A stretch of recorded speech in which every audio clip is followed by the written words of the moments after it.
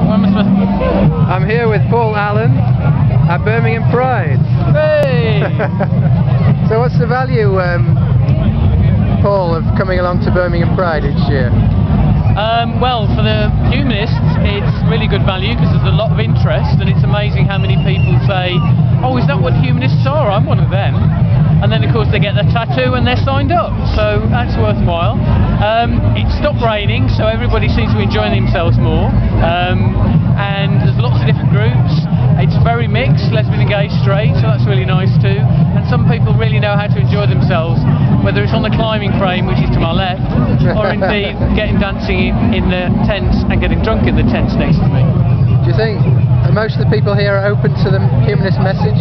I think so, yeah. I mean, some people are obviously scared of the idea that they're going to be indoctrinated to some kind of cult, but of course that's a legacy we have to live with. But I think people are very approachable and very open to the idea of talking about it. Yeah, and it's usually because they've been to a non-religious ceremony like a funeral, but then you link into the whole idea of not having religion as part of their lives, but also embracing the idea that it's good to be humanist regardless of the values they might hold.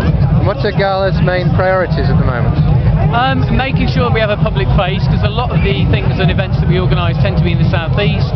A lot of the events tend to be behind closed doors for our own members, or people that already identify as humanists. So this is we've got 4 prides this year. It was 8 prides last year, to try and get a more public face for everybody to come and see that we exist, who we are, and what we're about.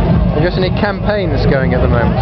We've got campaigns involved in sponsoring people over from other countries who are activists within the country, highlighting the issues in countries, particularly Nigeria, for example, in this case, where somebody's been invited over to talk about how oppressive, particularly religious regimes are there in relation to how it affects the culture and their activism as lesbian and gays, or highlighting issues to do with oppression of lesbian and gay people, bisexual and transgender people. Yeah. Do you think that there are any major issues in Britain at the moment for you? Other than getting the message across and consolidating our membership and our activities, probably we're associating ourselves with other organisations that do more political work.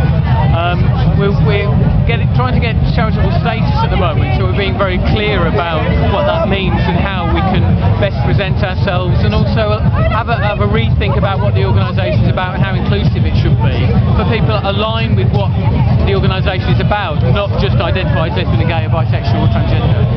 This is quite hard work, isn't it? Here, are you enjoying yourself as well? I am, but I'm losing my voice slowly. Thanks a lot. Thank you.